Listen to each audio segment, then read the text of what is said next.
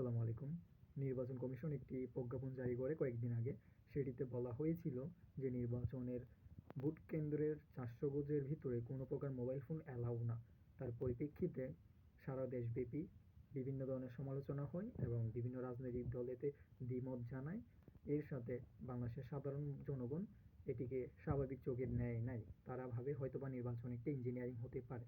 তার প্রেক্ষিতে তারা সমালোচনা করতে শুরু করে। আজ বিকাল 3টা বা 4টার দিকে এই প্রজ্ঞাপন ক্যান্সেল করা হয় এবং এটি ক্যান্সেল করা উচিত, কারণ এরকম সিদ্ধান্ত নিলে আসলে মানুষ সমালোচনা করবে, এটাই স্বাভাবিক। কারণ এটি একটি নর্মাল বিষয়, কারণ যখন আপনি একটি সব কিছু অ্যালাউ করতেছেন, পুলিশের বডি ক্যামেরা, তারপর হলো যে যেখানে ড্রোন অ্যালাউ করতেছেন, সিসিটিভি ক্যামেরা অ্যালাউ করতেছেন, সেখানে মোবাইল ফোন কেন অ্যালাউ করতে পারবেন না? সেটা একটা নর্মাল বিষয়। যাই হোক, যেহেতু সেটি বাতিল করা হয়েছে এবং আমরা আশা করছি নির্বাচন সুষ্ঠু হবে এবং বাংলাদেশের জনগণ একটি সুন্দর সুষ্ঠু নির্বাচন দেখতে পারবে এই নির্বাচনে।